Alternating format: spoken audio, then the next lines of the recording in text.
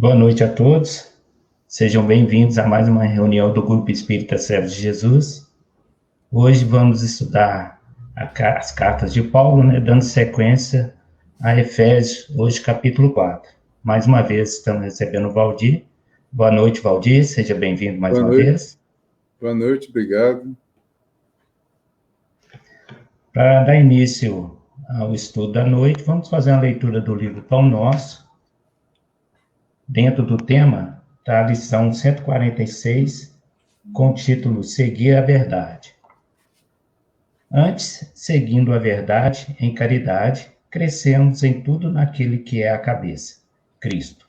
Paulo está na carta de Efésios, capítulo 4, versículo 15. Porque a verdade participa igualmente da condição relativa. Inúmeros pensadores enveredaram pelo negativismo absoluto, convertendo o materialismo em zona de extrema perturbação intelectual. Como interpretar a verdade se ela não parece tão esquiva aos métodos de apreciação comum? Aladeando superioridade, o cientista ocioso assevera que o real não vai além das formas organizadas, a maneira do fanático que só admite a revelação divina no círculo dos dogmas que abraça. Paulo, no entanto, oferece indicação proveitosa aos que desejam penetrar o domínio do mais alto conhecimento. É necessário seguir a verdade em caridade, sem o propósito de encarcerá-la na gaiola da definição limitada. Convertamos em amor os ensinamentos nobres recebidos. Verdade somada com a caridade apresenta o progresso espiritual por resultante do esforço. Sem que atendamos a semelhante imperativos, seremos surpreendidos por vigorosos obstáculos no caminho da sublimação. Necessitamos crescer em tudo o que a experiência nos ofereça de útil e belo para a eternidade, com Cristo, mas não conseguiremos a realização sem transformarmos diariamente a pequena parcela de verdade possuída por nós em amor aos semelhantes. A compreensão pede realidade, tanto quanto a realidade pede compreensão. Sejamos, pois, verdadeiros, mas sejamos bons. Com as vibrações dessa leitura, vamos elevar nosso pensamento, agradecer a Deus, em primeiro lugar, nosso Pai Criador, agradecer ao Mestre Jesus, à equipe espiritual do Grupo Espírita Servos de Jesus, que possa nos intuir, nos orientar nos trabalhos da noite, agradecendo pelo Evangelho no qual iremos estudar, para que possamos nos fortalecer na nossa caminhada do dia a dia, pedindo sempre um amparo necessário da equipe espiritual e também que o nosso Mestre possa nos abençoar e nos dar essa oportunidade. Que assim seja. Passar a palavra para o Valdir, dar sequência no estudo, né, Valdir? Bom estudo para você, Valdir. Então, bom estudo para nós, boa noite, né? Vamos agradecer a Jesus, boa noite a todos, boa noite aos nossos amigos espirituais, aqueles que estão nos acompanhando para aprender junto conosco, aqueles que estão próximos para nos ensinar, e boas-vindas a todos que estamos hoje dispostos a refletir um pouquinho sobre essa carta do Paulo, que muito importante, especialmente eu estava vendo esse capítulo hoje aqui, o capítulo 4 e 5, tem muita coisa, muita reflexão importante. Então vamos nos convidar a fazer essas reflexões e buscar um comportamento de acordo com as primeiras palavras dele aqui, né? Nos convidando a nos comportar de acordo com aquilo que a gente está aprendendo. Então hoje, capítulo 4, ele vai do versículo 1 até o 32.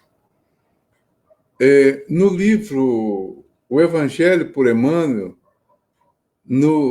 é o 6, né, que tem as cartas do Paulo, esse capítulo 4 tem 17 comentários do Emmanuel.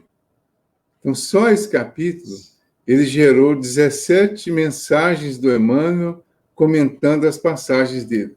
Para a gente ver como que a riqueza que ele tem em termos de ensinamento e como que o Emmanuel explorou isso para até nos ajudar, né, na interpretação e no entendimento dessa mensagem, embora ele seja bem fácil de ser lido e compreendido, porque ele já está bem assim, vamos dizer assim, bem mais direto.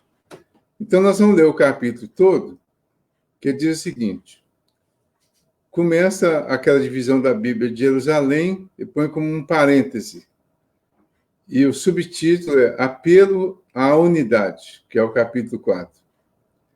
Exorto-vos, pois, eu, o prisioneiro no Senhor, a andardes de modo digno da vocação a que fostes chamados, com toda humildade e mansidão, com longanimidade, suportando-vos uns aos outros com amor, procurando conservar a unidade do Espírito pelo vínculo da paz.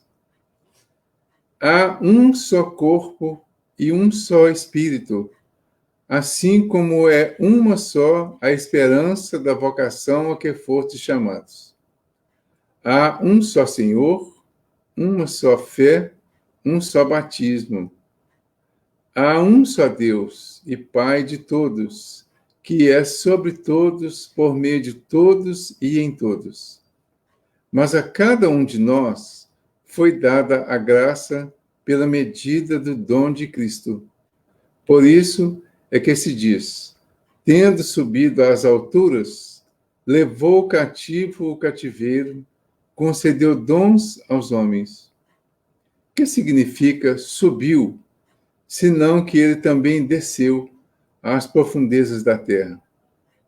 O que desceu é também o que subiu acima de todos os céus, a fim de planificar todas as coisas.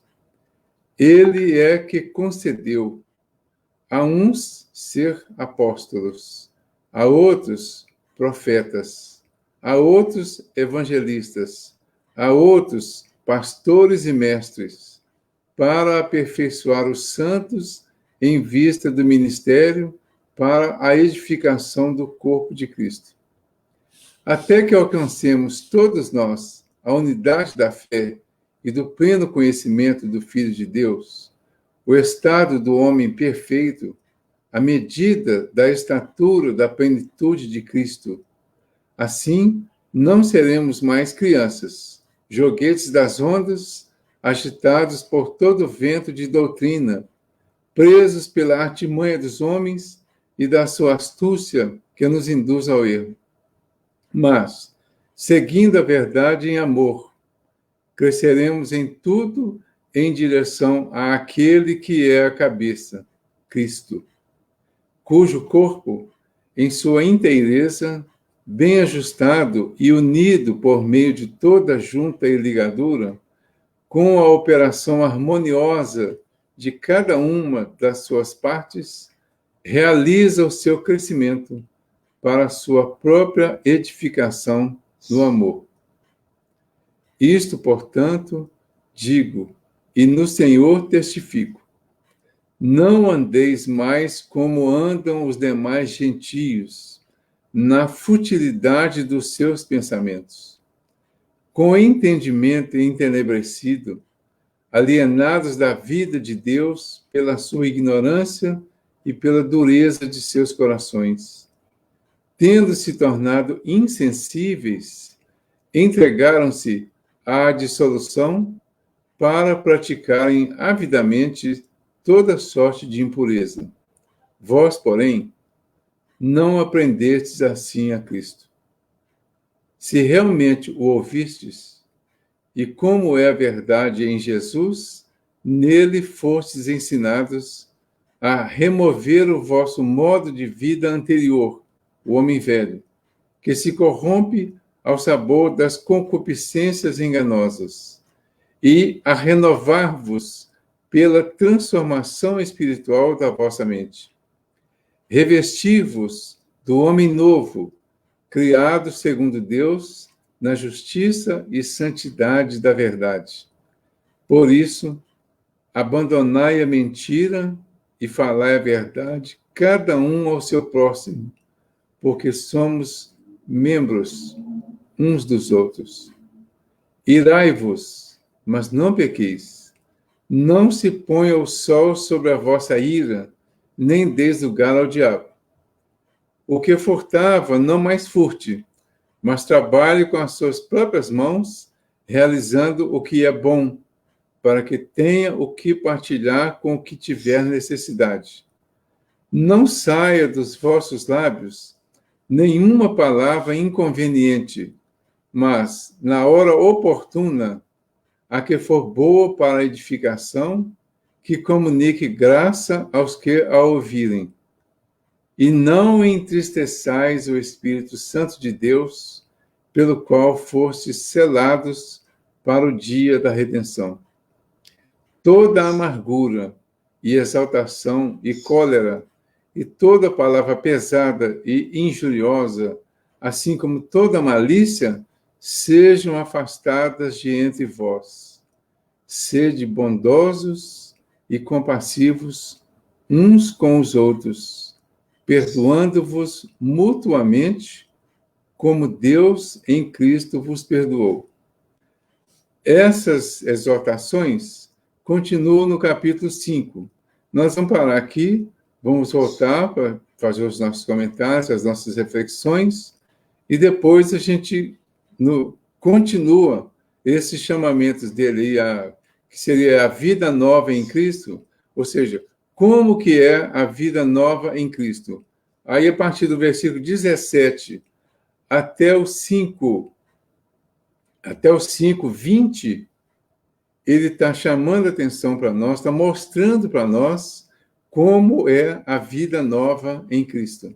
Quer dizer, como deve se comportar aquele que está se renovando em Cristo. E a gente vai ver que é simples até de entender, né? Aí vem o outro tipo de dificuldade. Porque tem um momento que nós temos dificuldade para entender o ensinamento. Tem um momento que nós temos dificuldade para praticar o ensinamento. Muitas vezes uma coisa interfere na outra. É como se nós tivéssemos, em algumas situações, uma espécie de um mecanismo de defesa contra a necessidade da mudança. Nós todos temos comportamentos que são inadequados, embora a gente não perceba. E às vezes até percebemos nos outros, mas não percebemos em nós.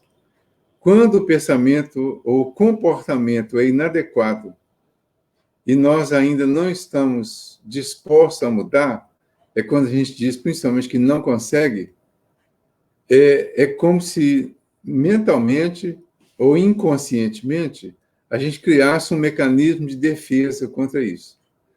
Esse mecanismo traz uma dificuldade de entendimento da lição. Não é uma coisa, vamos dizer assim, escolhida.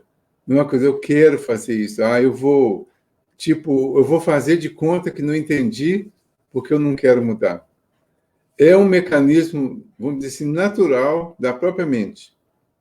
Quando nós nos dispomos a estudar, a aprender, e principalmente sabendo já e conscientes de que o aprendizado precisa gerar mudança de comportamento, caso contrário, não faria sentido o aprendizado, aí nós vamos eliminando esse mecanismo de defesa e vai facilitando o entendimento.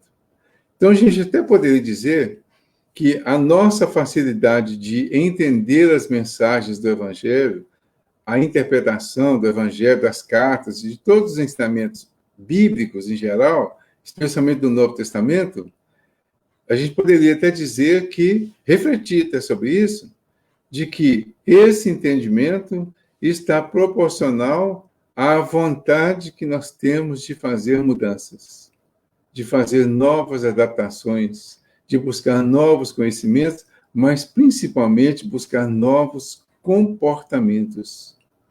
Então, o Paulo está se dirigindo aos Efésios. Os Efésios têm uma origem importante de riqueza, de poderes, de determinadas facilidades do mundo material. A região deles propiciava isso. ele faz aqui, então, neste princípio do capítulo 4, que ele faz, esse é o segundo item da carta aos Efésios, né? Que eles chamam de parêntese. É como se ele viesse falando de uma maneira geral do Evangelho, e de repente ele abre um parêntese para trabalhar coisas específicas, que agora já não é mais para os efésios daquela região antiga e para os de hoje, que essa cidade está na região lá da Turquia, se não me engano. Então já não é mais para aquela região. É para todos aqueles que são originários de situações, de comportamentos, de vivências que combinam com as vivências e comportamentos das pessoas daquela época, daquela comunidade. Então, hoje, vamos dizer assim, os destinatários dessa carta somos todos nós que estamos na humanidade como um todo, e que esses assuntos sejam necessários para fazer a nossa mudança ou para confirmar o que nós já mudamos, no sentido de, confirmando, podemos repassar para os outros que ainda não entenderam. Então, aí ele volta, né? Exorto-vos, convido-vos, convoco-vos, pois, eu, o prisioneiro no Senhor, falando dele, Paulo, antes Saulo, que ao mudar, quer dizer, ao eliminar o Saulo, o homem velho, o perseguidor dos cristãos, por exemplo, aquele que se dizia amigo de Deus, que seguia rigorosamente a lei de Deus na interpretação dos homens e que descobriu que fazia muita coisa que era contrário à própria realidade divina, quando ele se propõe a essa mudança, ele se torna o prisioneiro do Senhor. Pode ser o prisioneiro do Senhor se referindo a Deus, pode ser o prisioneiro do Senhor se referindo a Jesus, ao Cristo, mas pode ser o prisioneiro no sentido de estar buscando a realidade espiritual. Então, o verdadeiro Senhor, na verdade, é o Espírito. Tanto o Espírito, que é a inteligência suprema, Deus, como a inteligência intermediária, Jesus, como todas as outras inteligências, nós todos. Buscou o Espírito e começou a se submeter às necessidades do Espírito, começou a ser mais fiel a essas necessidades do Espírito, se torna prisioneiro do Espírito. Um prisioneiro, um escravo, até um servo, no bom sentido. Por quê? Ele convoca a andarmos de modo digno da vocação a que fomos chamados. Então, fomos chamados a ser cristãos. Como que nós somos chamados? A grande maioria de nós, pela dor. Ao ser convocados pela dor, nós assumimos essa convocação e automaticamente passamos a nos dizer cristãos. Então, a nossa vocação de imediato é andar de acordo com a vocação cristã, que é a que nós somos chamados principalmente pela dor, como ele mesmo foi. Ao ser chamado e nos tornarmos cristãos, é que ele nos convida a andar de acordo com isso. Aí, a partir do versículo 2, ele vai dizer o que é andar de acordo com essa vocação. Só que antes eu quero ver uma mensagem do Emmanuel sobre esse primeiro versículo desse capítulo 4. Chama capítulo 4, versículo 1, né? A mensagem do Emmanuel chama obediência construtiva. O que ele diz aqui? Na leitura do Evangelho, é necessário fixar o pensamento nas lições divinas para que dissolvamos o conteúdo de sabedoria. No versículo sob nossa atenção, reparamos em Paulo de Tarso o exemplo da suprema humildade perante os desígnios da providência. Escrevendo aos Efésios, declara-se o apóstolo prisioneiro do Senhor. Aquele homem sábio e vigoroso que se rendera a Jesus incondicionalmente às portas de Damasco, revela à comunidade cristã a sublime qualidade da sua fé. Não se afirma detento dos romanos, nem comenta a situação que resultava da intriga judaica. Não nomeia os algozes, nem se refere às sentinelas que acompanham de perto. Não examina serviços prestados, não relaciona lamentações, compreendendo que permanece a serviço do Cristo e cônscio dos deveres sagrados que lhe competem. Dá-se por prisioneiro da ordem celestial e continua tranquilamente a própria missão.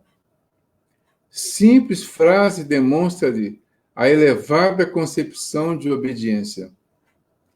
Anotando-lhe a nobre atitude, conviria lembrar a nossa necessidade de conferir primazia à vontade de Jesus em nossas experiências.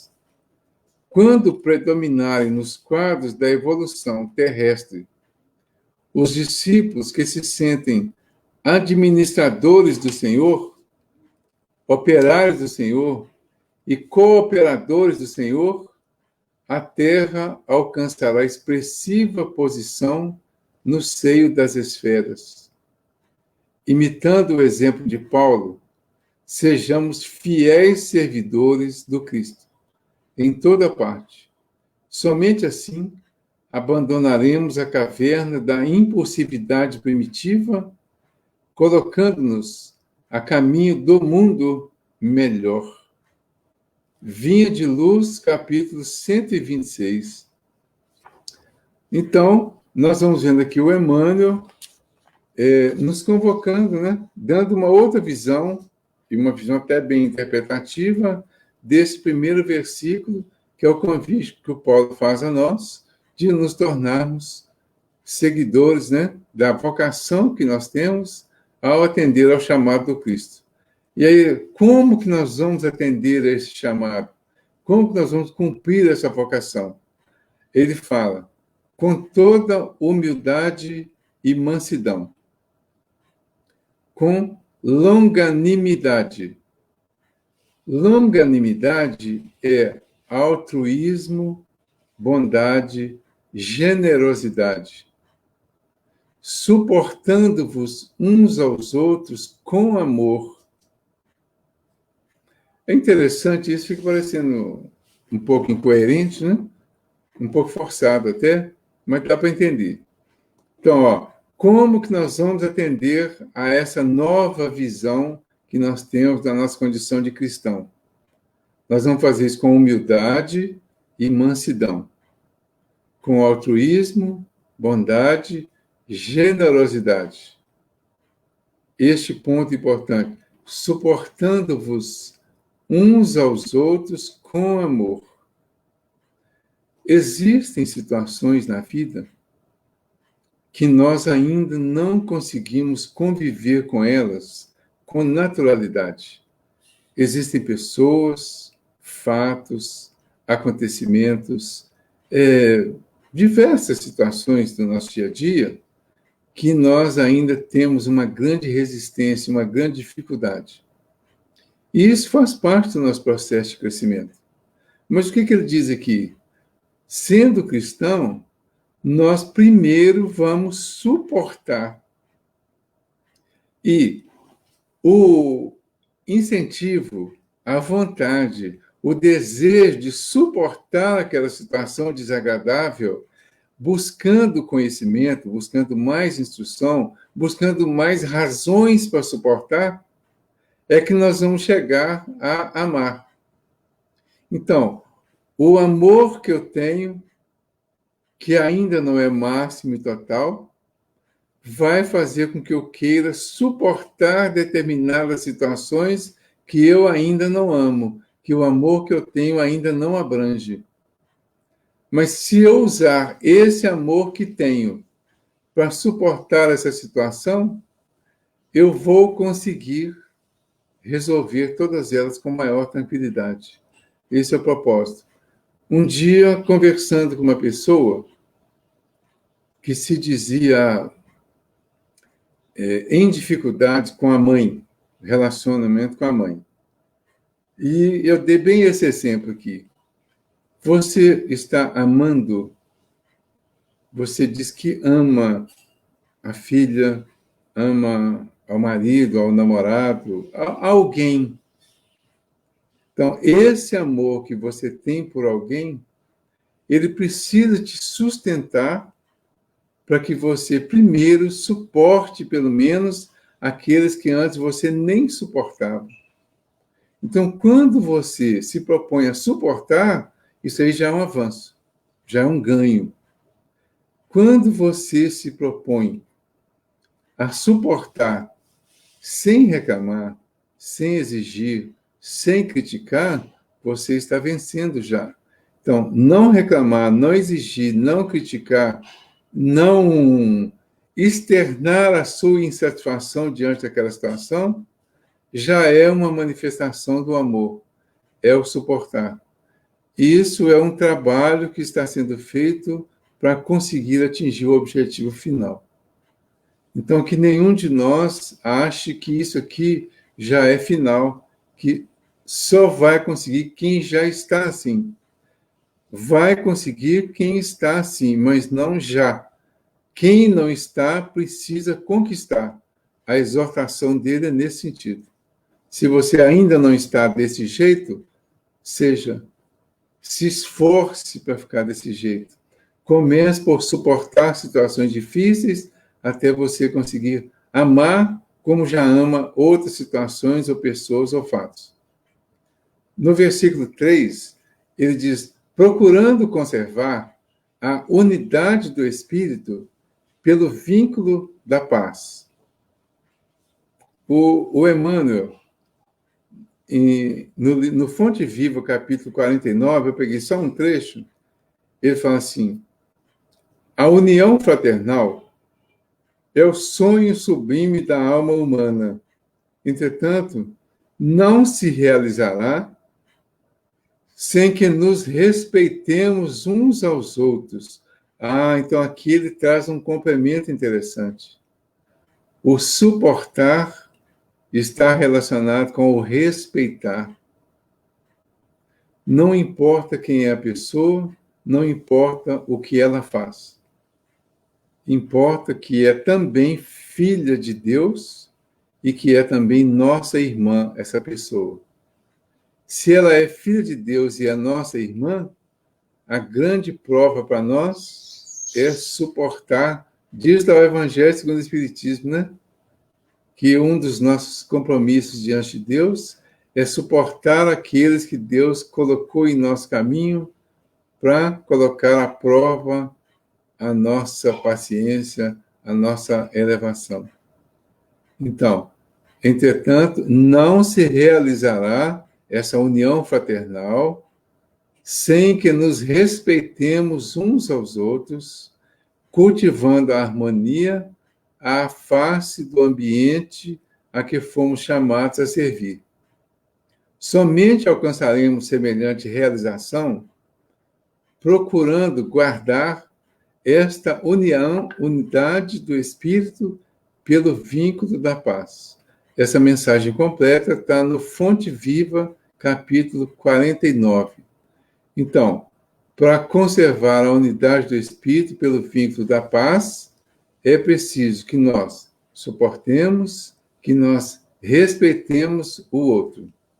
E aí ele dá alguns argumentos para a gente refletir sobre essa sequência de comportamentos que precisam ser mudados. Há um só corpo e um só espírito. Aqui ele trata da individualidade e trata dessa individualidade que se liga, se une à coletividade. O amor, na definição do próprio Emmanuel, é a união de todos os seres voltando-se para Deus. Então, a nossa caminhada para Deus, através do entendimento e da vivência daquilo que estamos aprendendo, é que vai confirmar a nossa união. Então, estamos todos caminhando numa mesma direção. Alguns a passos mais largos, outros a passos mais estreitos, alguns marcando passo no mesmo lugar, alguns aparentemente estacionados, mas intimamente estamos todos caminhando para Deus em unidade, aqui na Terra, em um só corpo, em uma só oportunidade, em um só Espírito, que todos somos um só. Assim como é uma só a esperança da vocação a que foste chamados.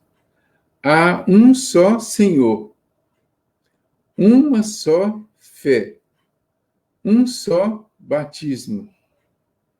Há um só Deus e Pai de todos, que é sobre todos, por meio de todos e em todos. Então, um dos atributos de Deus, lá no Livro dos Espíritos, é ser único. Como Deus é o Espírito maior e nós, os Espíritos menores, nós também somos únicos.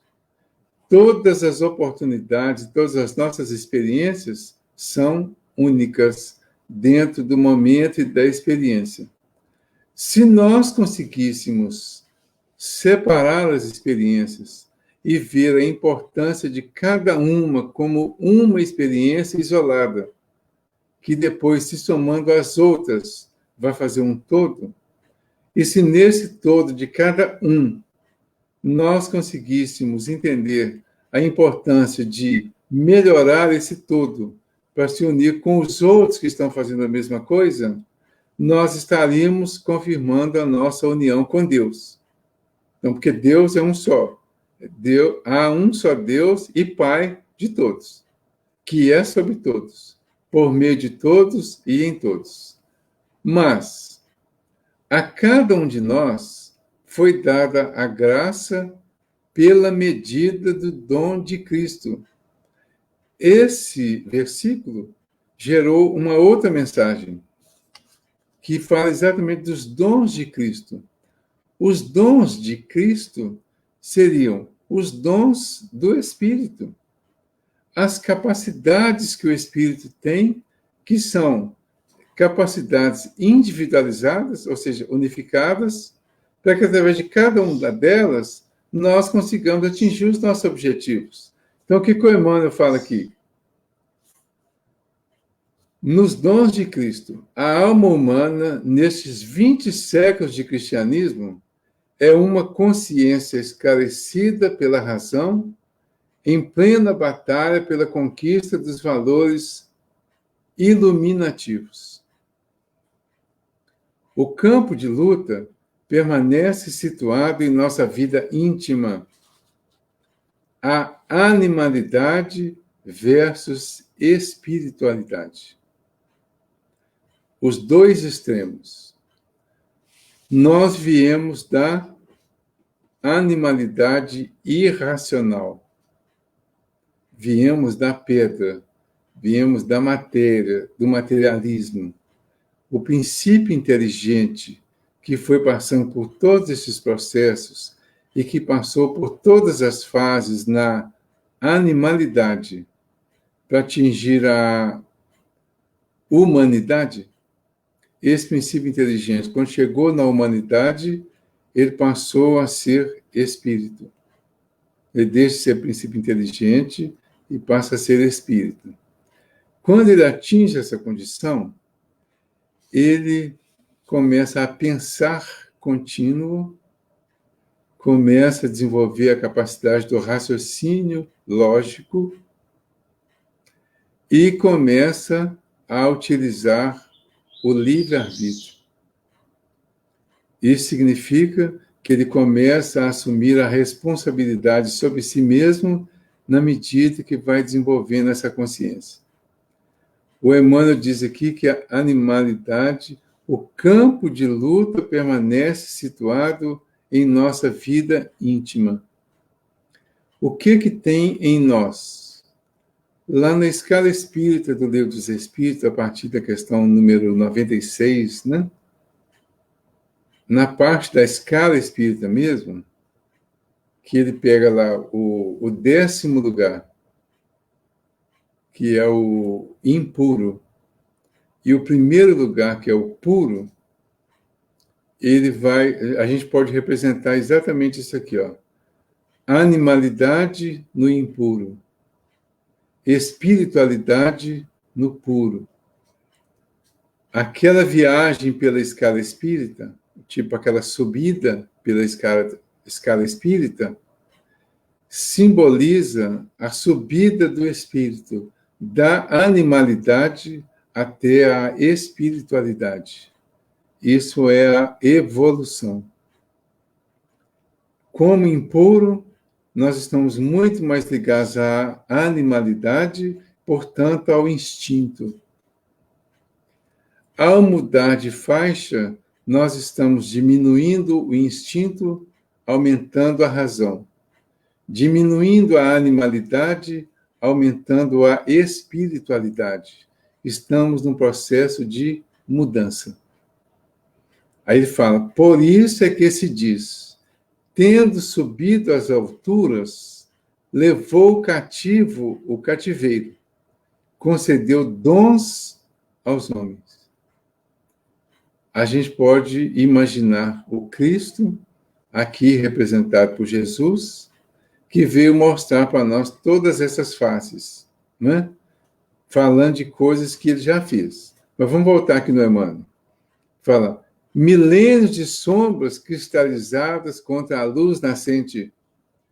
E o homem, pouco a pouco, entre as alternativas de vida e morte, renascimento no corpo e retorno à atividade espiritual, vai plasmando em si mesmo as qualidades sublimes, indispensáveis à ascensão e que, no fundo, constituem as virtudes do Cristo progressivas em cada um de nós. Daí a razão de a graça divina ocupar a existência humana ou crescer dentro dela à medida que os dons de Jesus, incipientes, reduzidos, regulares ou enormes, nela se possam expressar.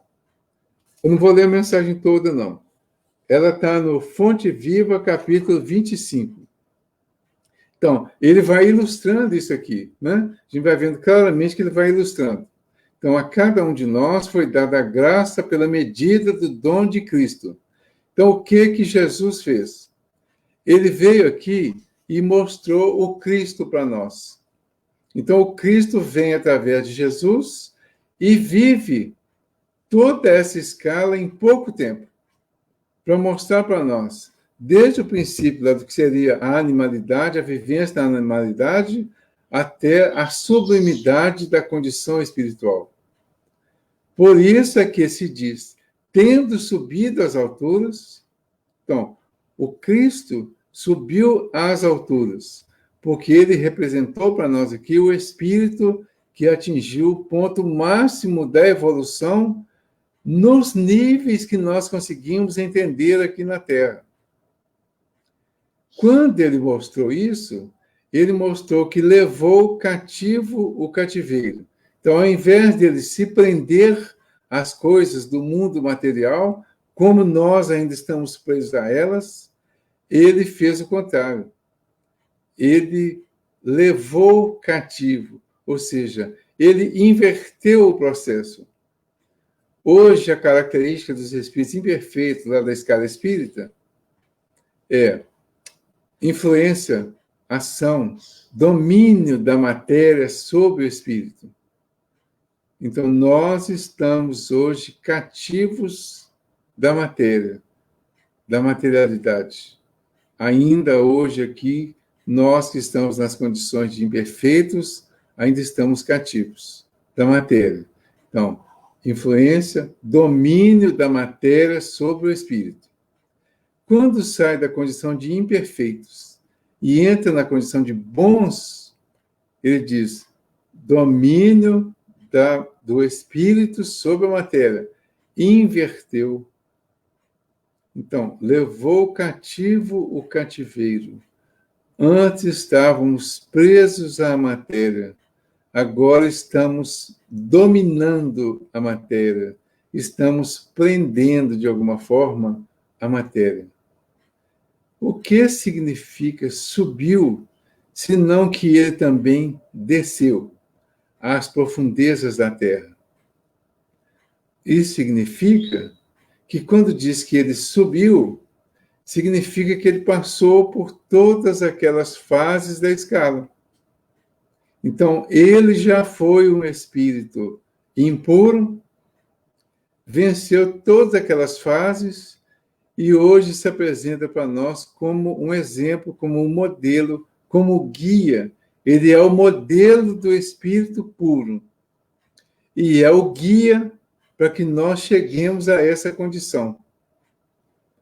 Qual o ser mais perfeito que Deus ofereceu à humanidade para servir de guia e modelo? É a questão 625, né, do Livro dos Espíritos. Vede Jesus.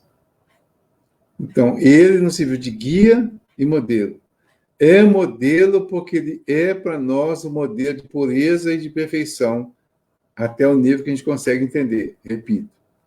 Mas, ao mesmo tempo que ele é modelo, ele é guia, porque ele é modelo que está lá no extremo. E quem vê o modelo lá no extremo, se não tiver instruções de como chegar lá, não vai chegar.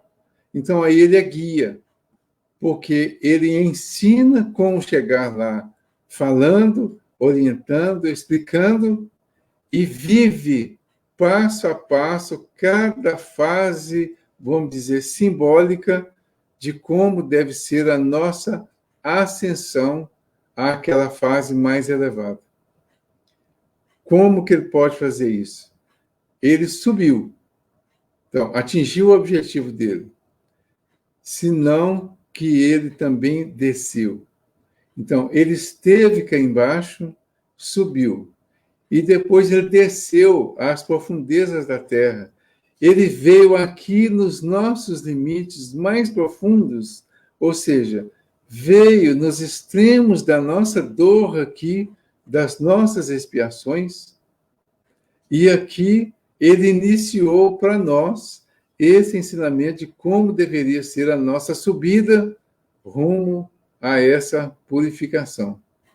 Então, o que desceu é também o que subiu acima de todos os céus, a fim de planificar todas as coisas. Só desceu quem subiu. Mas quem ainda não subiu, não desce, porque está no ponto certo. Dizem que um dia, no primeiro título que o Chico foi convidado para receber o título de cidadão honorário, parece que era uma cidade de São Paulo. Quando ele foi convidado para receber o título, aqueles curiosos que vivem em torno dele começaram a questionar, né? Mas, Chico, você vai receber o título de cidadão honorário? Falou, vou. Mas você acha que convém, Chico? Você não acha que já é uma forma de você começar a ficar exaltado e ficar aceitando a bajulação, os elogios do mundo e tal? Eu falei, não, não acho isso não. Você não acha que você vai acabar se posicionando mais superior do que os outros? Eu falei, não. Ele fala, o título será direcionado para a doutrina espírita, não é para mim. O título é para a doutrina. Mas, Chico, será que não vai isso exaltar o seu orgulho? Ele diz, não, de jeito nenhum. Mas isso não será um motivo para a sua queda? Ele fala, não, eu não vou cair. Já aí que eles tentaram pegá-lo, né? Quando ele fala, eu não vou cair, fala, tá vendo aí? Já está demonstrando orgulho. Ele fala, não, porque eu não subi. Como que se vai cair se ainda não subiu? Aí ele deu a demonstração da humildade que é necessária para atingir esses objetivos. Então, o que desceu é também o que subiu acima de todos os céus, a fim de planificar todas as coisas. Quem não subiu ainda, não desce ainda, porque já está embaixo. Quando sobe, de fato, desce para ajudar. Quando desce, aparentemente por engano, é que, na verdade, não subiu ainda. Só aparentemente subiu. Então, muitas das pessoas que ficam se elevando, se exortando, se colocando acima da humanidade, acima dos outros, acima das situações humanas, que não se posicionam humildemente, seguindo esse exemplo, inclusive, do Chico, né, e de muitos outros que se posicionaram assim. Então, esse é o que não subiu ainda. Ele está demonstrando o orgulho. E o orgulho é um sinal de quem não subiu, é de quem acha que subiu, de quem acha que já é maior. Toda vez que eu me exalto, eu estou me posicionando como orgulhoso. Jesus chamou atenção para isso, né?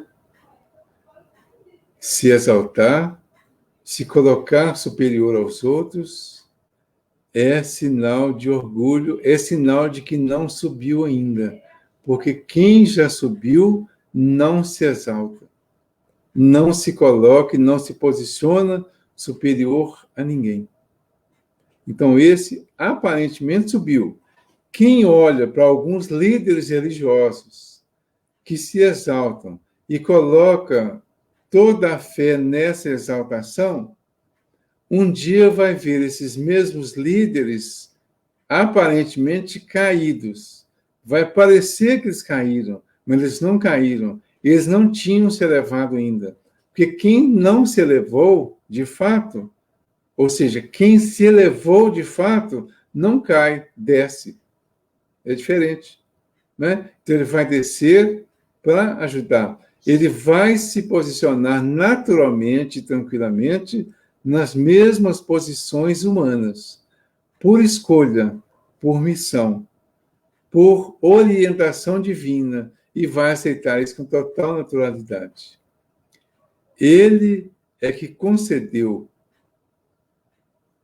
a uns ser apóstolos, a outros profetas, a outros evangelistas, a outros pastores e mestres, para aperfeiçoar os santos em vista do ministério para a edificação do corpo de Cristo. Então, voltando lá no versículo 10, o que desceu é também o que subiu, acima de todos os céus, a fim de planificar todas as coisas. Então, esse que desceu espontaneamente, porque já subiu, de fato, é ele. E, no caso, a nossa referência é Jesus, ele é que concedeu, ele coloca aqui entre aspas, porque ele demonstrou para nós as diferenças entre cada função, entre cada convite, entre cada dom que foi concedido aos homens. Então é ele que vai mostrar para nós quem é apóstolo, quem é profeta, quem são os outros evangelistas, outros pastores e outros mestres. É ele que vai mostrar a distinção entre todos esses. É como ele é a referência maior. Quando eu quero ver se alguém está de acordo com isso dentro da sua função, então tem um apóstolo. O apóstolo do Cristo, um seguidor, vamos dizer, especial do Cristo. Qual que é a referência que eu vou ver nele? É a capacidade dele de se mostrar como cristão nas diversas situações da vida. Então, eu pego o apóstolo Pedro. Então, o apóstolo Pedro tem muitas manifestações humanas. mas ele tem muitas manifestações divinas, cristãs. Mas o que ele demonstrou, principalmente? Uma capacidade de renovação, de reconhecimento da própria falta, no momento em que ele entendeu o aviso de Jesus. Você vai me negar 3 vezes até o galo cantar. A partir daí, ele entendeu o aviso e aí sim ele fez a grande renovação. Ele foi, de fato, ser cristão, trabalhando como cristão e exemplificando como cristão. Um dia desses, uma pessoa me mandou um comentário sobre um livro esse médico, o Cury, né? Augusto Cury. Ele faz alguns comentários, vamos dizer assim, psiquiátricos sobre os seguidores de Jesus, especialmente sobre os apóstolos. E a pessoa que me mandou esse comentário estava um pouco indignada, porque ele fez uns comentários realmente, quer dizer, ele chamou atenção para a condição psiquiátrica de cada um dos apóstolos, de acordo com a visão dele de psiquiatra.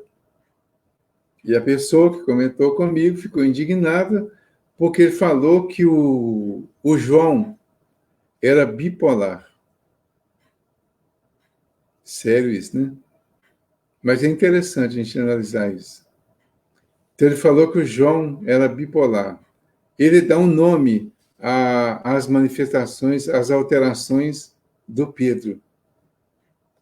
E ele faz uma avaliação de alguns dos apóstolos, se referindo à capacidade que Jesus teve de reunir pessoas que tinham comportamentos mentalmente inadequados nessa visão psiquiátrica do autor, mas que ainda assim ele conseguiu fazer com que essas pessoas se tornassem pessoas de bem e fizessem coisas boas. Então, quando ele chama atenção para isso, ele mostra um todo dessa individualidade, dessa capacidade de Jesus de conseguir fazer tudo isso aí. Mas, quando ele faz isso, ele está mostrando para nós também um lado que a gente precisa ter cuidado ao analisar, ao interpretar. Porque essa pessoa que está fazendo essa interpretação, ela faz uma interpretação dentro da sua função, dentro da sua especialidade, e analisa por um ângulo que, por exemplo, nós, na visão espírita, já temos uma visão um pouquinho diferente. Vemos por um ângulo um pouco diferente. E por que indignação, por exemplo, ao dizer que o João poderia ser bipolar? Porque hoje, se nós analisarmos os médiuns, especialmente os médiuns ostensivos, e analisarmos as mudanças de comportamento dentro da mediunidade, nós vamos dizer que eles são multipolar. Porque tem médium que cada hora manifesta um tipo de espírito ou um tipo de comportamento que não tem nada a ver com ele, mas que realmente não é dele, é do espírito que está se comunicando através dele. Isso não significa que ele é assim. Mas isso, quem consegue já ver e interpretar dessa forma, somos nós que temos conhecimento de mediunidade. E nós vemos autores, filósofos, autores, pensadores, que têm ou uma visão materialista para comentar as questões do Evangelho de Jesus, mesmo que exaltem Jesus, eles exaltam com uma visão bem materialista, ou então uma visão católica, que é o mais geral. Aí tem uma série de fatores que vão envolver tudo isso. Por exemplo, se nós considerarmos a questão da comercialização de livros, nós vamos ver que não estou afirmando, né? Pode haver uma tendência a querer agradar ou a não querer desagradar a maioria dos leitores. Porque num livro que fala de Jesus, onde a grande maioria dos cristãos, eu diria até entre aspas, são católicos.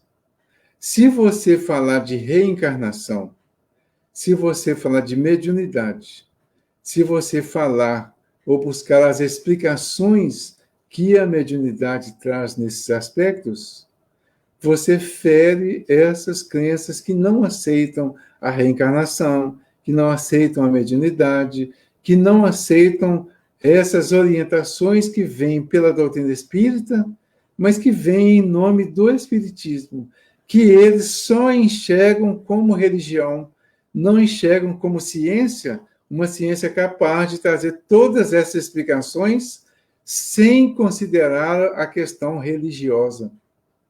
Nós estamos sendo convidados a observar a questão não só pelo lado religioso. Então, para nós, fica mais fácil. Mas para quem ainda não está vendo por esse ângulo aí, e vê tudo pelo lado só religioso, e se vê só por um lado religioso, que não aceita as orientações de uma outra ciência, que é a ciência espírita, porque ela acaba sendo vista só como religião, então não é possível utilizar esses conhecimentos. Alguns grupos de estudiosos e cientistas já estão buscando na orientação espírita a explicação para muita coisa. Mas aí muitos outros, por exemplo, na área da psiquiatria, considerando só a questão da ciência pelo ângulo da psiquiatria, nós vamos achar uma série de deficientes mentais dentro dos grupos espíritas que, na verdade, são só médiuns, não tem nada de dificuldade mental.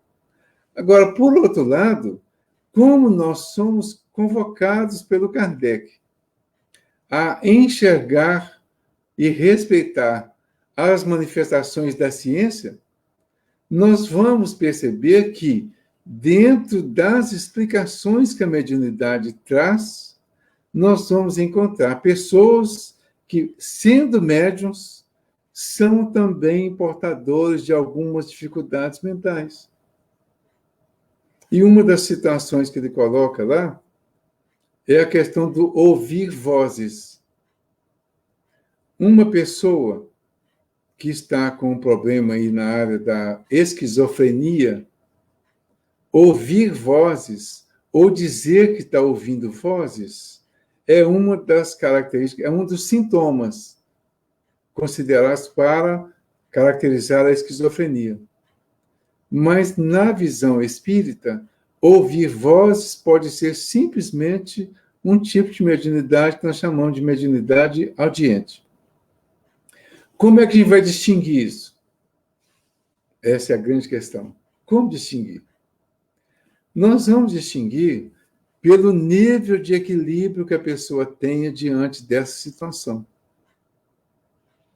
Quando é médium e quando é só mediunidade, ou seja, quando esse fenômeno não afetou mentalmente a pessoa, ela vai ouvir e assim que ela tiver uma orientação, ela vai se tranquilizar em relação a isso. Ela vai entender perfeitamente que, da mesma forma que encarnados chegam e conversam com ela, mesmo desconhecidos, e ela tem condição de atender e de conversar com essas pessoas, e sem se desequilibrar, porque são pessoas normais do dia a dia, ela vai entender que desencarnados também podem fazer isso e que ela pode dar o mesmo tratamento sem problema. Se a pessoa consegue entender isso sem se desequilibrar e sem se afetar mentalmente com essas vozes que ouve, com esses ruídos, com esses movimentos, com esses vultos, com essas coisas todas, então nós podemos identificar e diagnosticar essa pessoa como médium. Médium ostensivo com alguma característica específica, na audição, na visão, na sensibilidade, na percepção de presenças espirituais, na visão de desencarnados, e isso estará perfeitamente explicado pela ciência espírita, e essa pessoa, posso dizer que ela não está com nenhum distúrbio quando há uma manifestação tranquila.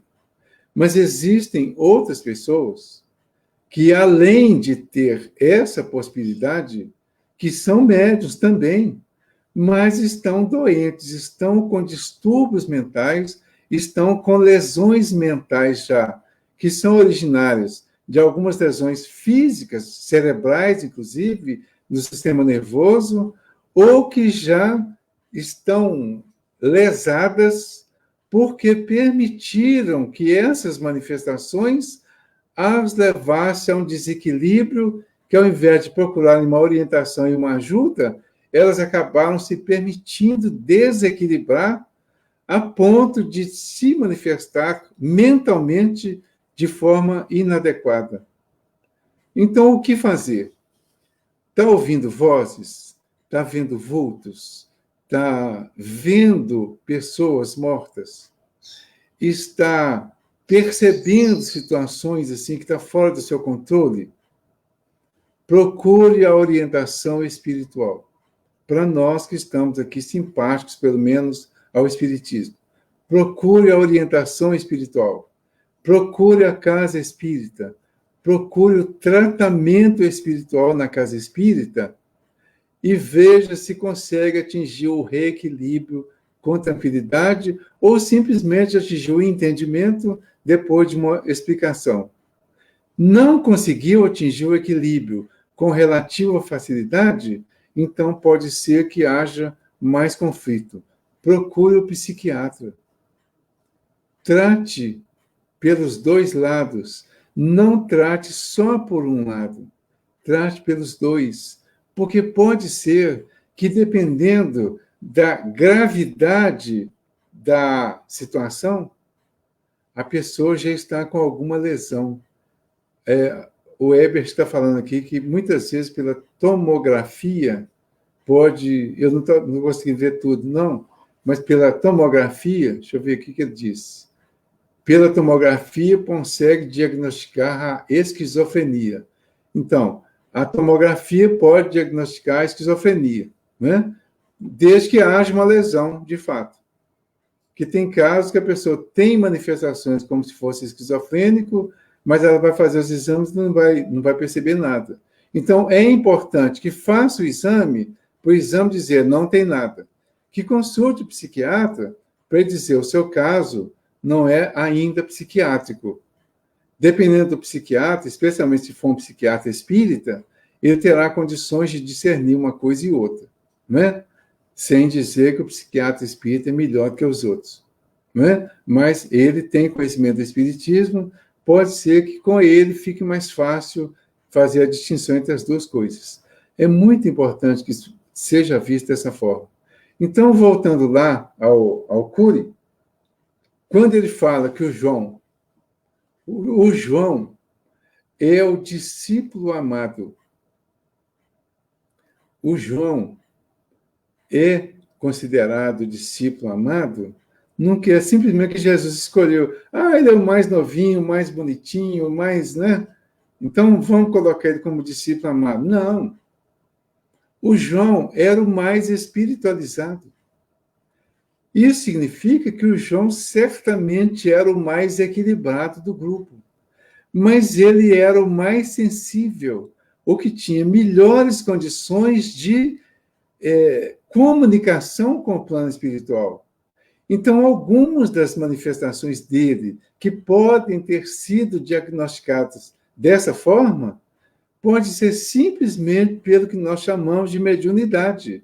Mas tudo isso, antes de recusar a proposta do médico e antes de colocar só a proposta espírita como verdadeira, nós temos que estudar mais profundamente tudo isso para nós não incorrermos no erro de achar que só a nossa versão é verdadeira, né? Então, aí é o detalhe importante. As versões têm as suas verdades. Cada um tem a sua função. Cada um tem o seu comportamento de acordo com a especialidade que escolheu. Tudo isso foi concedido pelo Espírito. O Espírito maior, o Espírito com M maiúsculo, que foi representado por Jesus, pelo Cristo.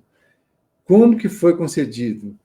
Pela manifestação individual e clara que foi dada de cada função de cada um, dos apóstolos, dos profetas, dos evangelistas e dos outros pastores e mestres que passaram pela humanidade.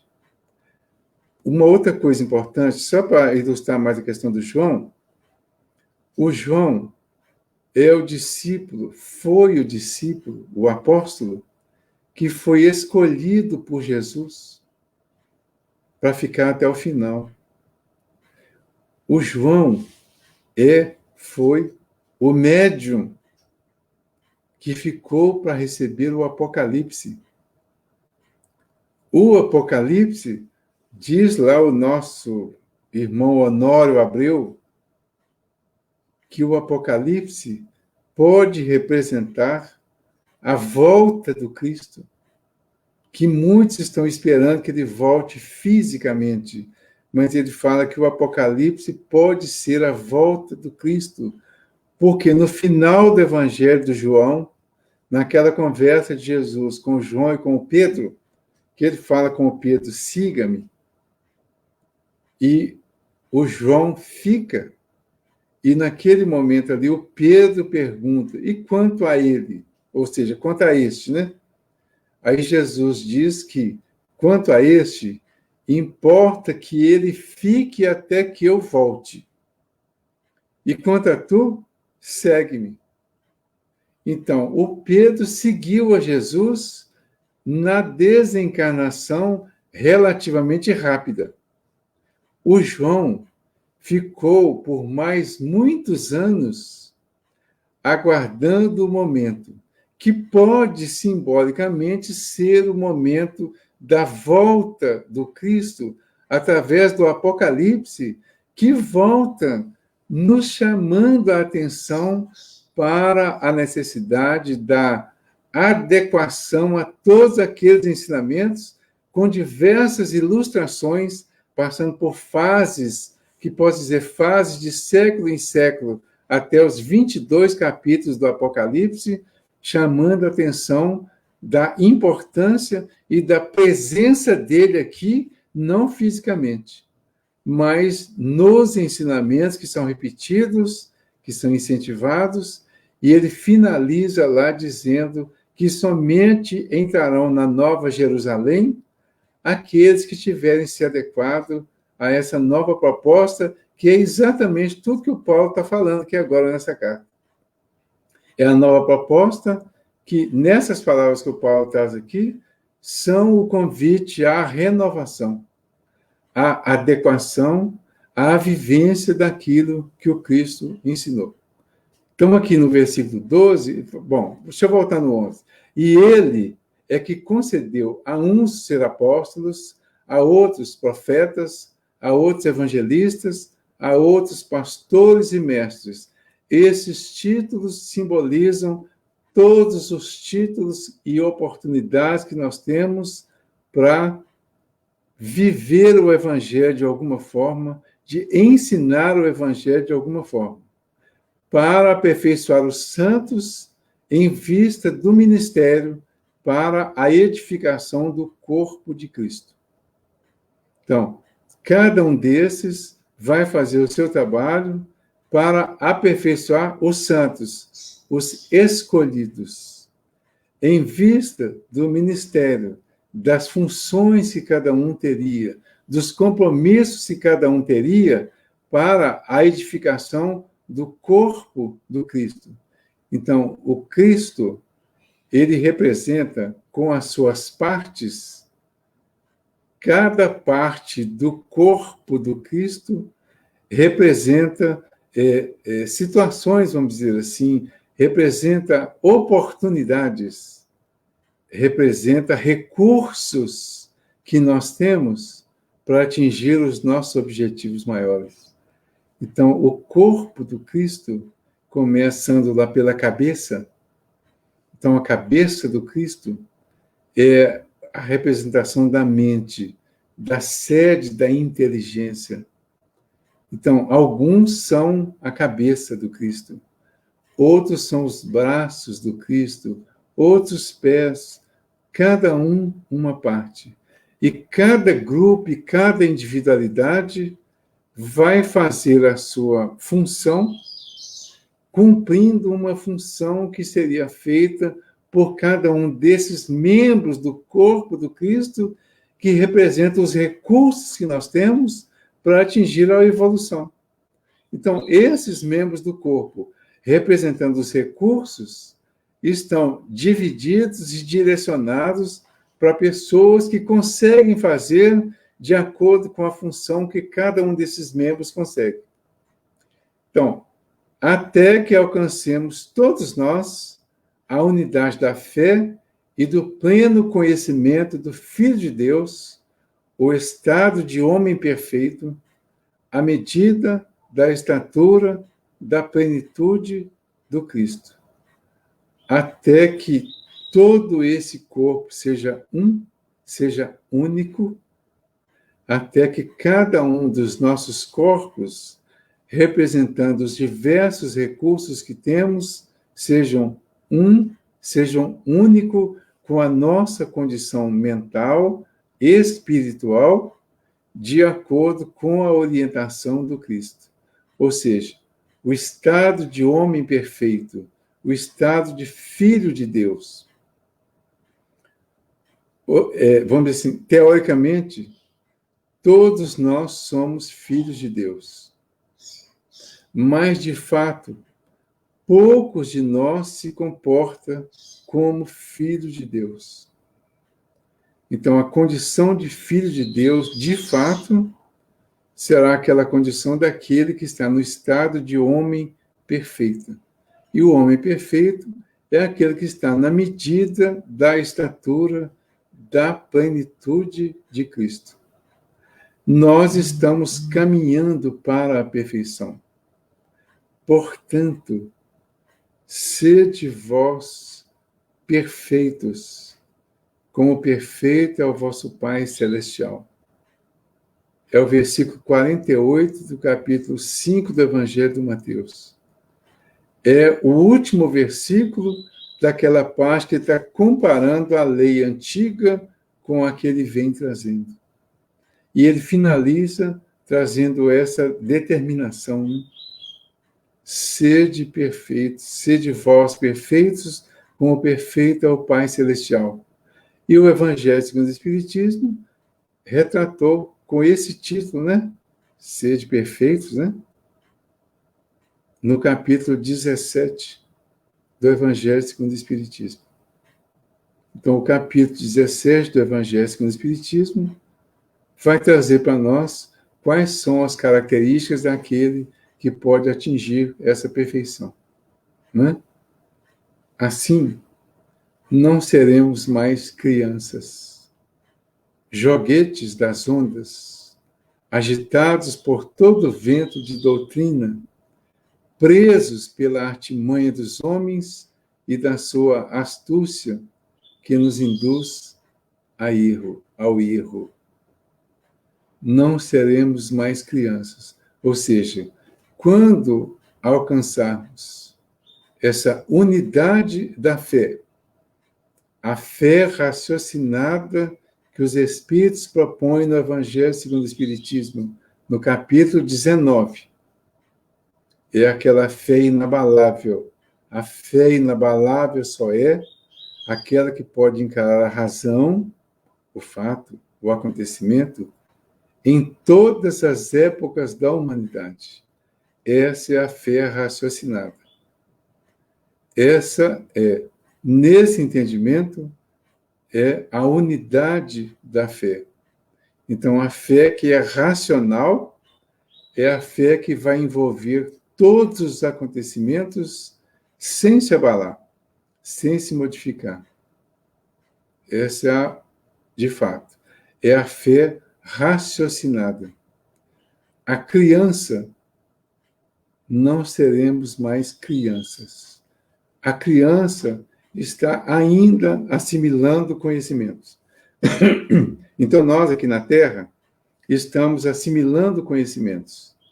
Estamos saindo da fase da infância para chegar na fase da adolescência.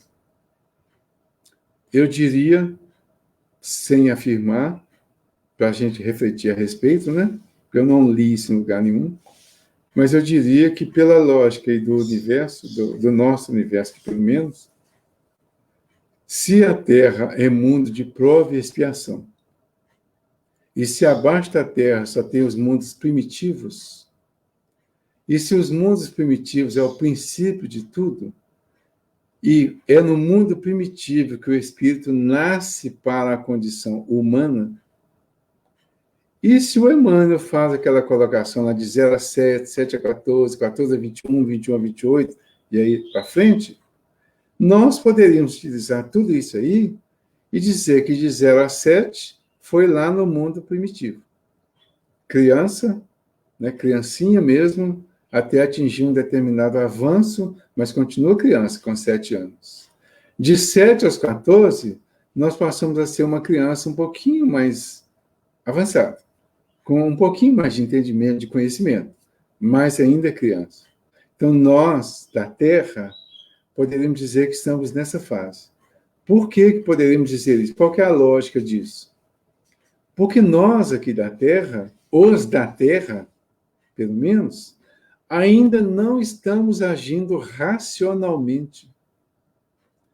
Assim não seremos mais crianças, joguetes das ondas, agitados por todo vento de doutrina, presos pela artimanha dos homens e da sua astúcia que nos induz ao erro. Quem age assim? É quem ainda não atingiu a própria razão. É quem ainda não atingiu a própria fé definitiva, raciocinada. É quem ainda fica sendo levado pelo vento das doutrinas, que fica em dúvida. Ai, meu Deus, será qual que está certo? Então eu sou espírita, mas por via das dúvidas, eu vou levar o meu filho para batizar lá na Igreja Católica. Porque no Espiritismo não tem batismo. Vai que aquilo que eles dizem lá, que se morrer sem batizar, vai morrer pagão, né? E, portanto, vai ser condenado ao fogo eterno. Vai que seja verdade isso. Ou seja, está sendo agitado pelo vento da doutrina. Ah, eu sou espírita, mas eu vim da Umbanda. E lá na Umbanda, tem alguns comportamentos que no espiritismo aqui do Kardec não tem. E se lá é que tiver certo e aqui não? Aí eu fico agitado. Tudo isso agitado pelo vento das doutrinas, né? Da doutrina. Preso pela artimanha dos homens. Quem que está com a verdade? Quais são os homens que estão com a verdade? Os poderosos?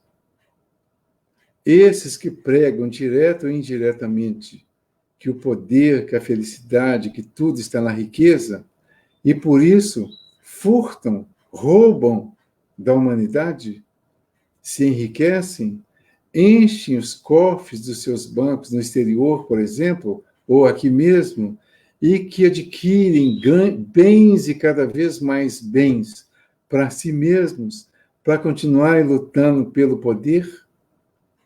Essas artimanhas dos homens, que estão em todos os níveis, a gente cita os mais altos, né? Mas em todos os níveis tem essas artimanhas. E a gente fica em dúvida. Mas será que não é isso mesmo? Será que eu não tenho mesmo que correr atrás da riqueza, do poder? Sim, pode e deve correr atrás da riqueza e do poder, não considerando que isso vai ser o motivo da felicidade definitiva. A gente precisa correr atrás dos recursos que nos deem condições de sobrevivência e de manutenção. Isso é válido. Mas não com aquela condição de que isso é a única solução. E fala da astúcia que nos induz ao erro.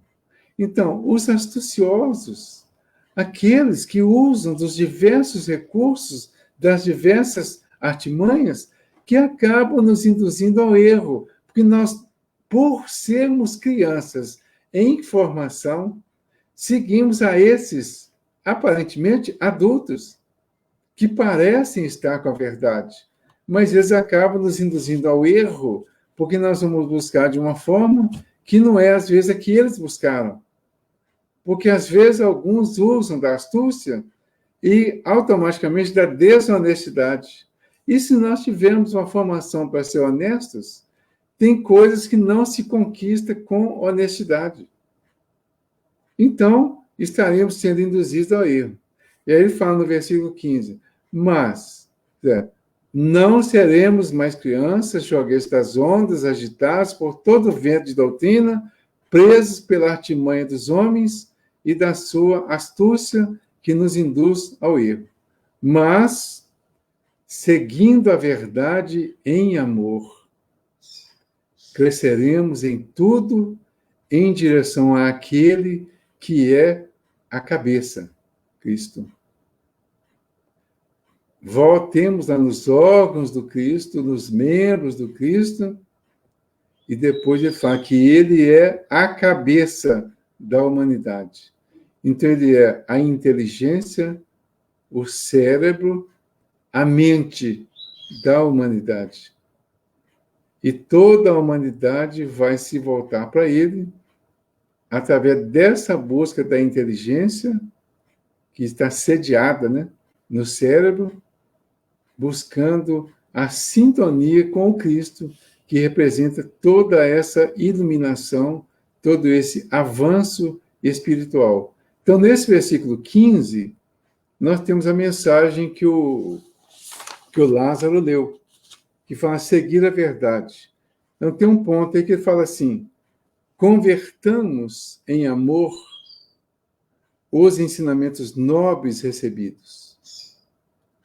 Verdade somada com caridade apresenta o progresso espiritual por resultante do esforço, sem que atendamos a semelhante imperativo, seremos surpreendidos por vigorosos obstáculos no caminho da sublimação.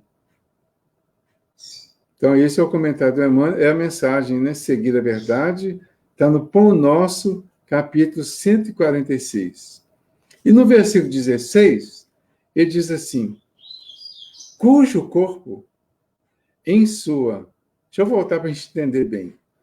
Seguindo a verdade em amor, cresceremos em tudo em direção àquele que é a cabeça, Cristo, cujo corpo, em sua inteireza, bem ajustado e unido por meio de toda junta e ligadura, com a operação harmoniosa de cada uma das suas artes, realiza o seu crescimento para a sua própria edificação no amor. Então, seguindo a verdade em amor, cresceremos em tudo em direção àquele que é a cabeça, o Cristo. É aquele que nós estamos seguindo. Mas aí, na carta, ele deixa claro que não basta seguir. É preciso fazer aquilo que nós aprendemos com ele, como ele fez. Então, esse Cristo, cujo corpo, em sua inteireza, é um só, bem ajustado e unido por meio de toda junta e ligadura, com a operação harmoniosa de cada uma das suas partes, realiza o seu crescimento para a sua própria edificação no amor. Então, o exemplo do corpo do Cristo, partindo da cabeça, que é a sede da mente e do espírito, no caso, mas com todos os outros membros e órgãos do corpo do Cristo, que os nossos corpos também têm essas partes, mas todos unidos, todos em harmonia, é que vão fazer o todo da construção da nossa condição espiritual. É preciso, então, atentarmos para toda essa realidade do exemplo que Jesus deixou para nós da demonstração do Cristo, que é o nosso guia e modelo. Então, é vendo o Cristo, vendo no Cristo, tudo isso que nós vamos entrar na semana que vem, na fase seguinte, né? Lá na Bíblia de Jerusalém, está lá a partir do versículo 17, está a vida nova em Cristo.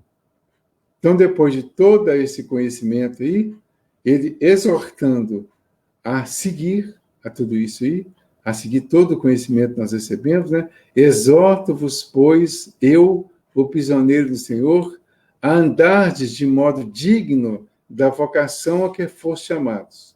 Primeiro, nós vimos aqui como andar de modo digno, de uma certa forma, vimos o porquê disso. Agora, ele vai mostrar para nós, a partir do versículo 17, como que é isso. Como que é aquele que está andando de acordo com essa exortação, como que é aquele que tem uma vida nova em Cristo. Isso a semana que vem.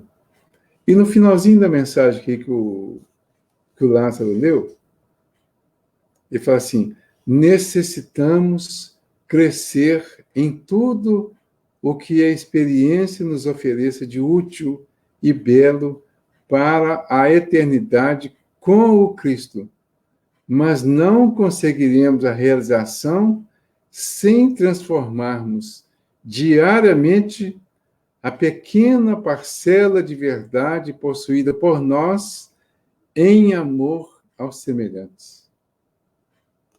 A compreensão pede realidade, tanto quanto a realidade pede compreensão.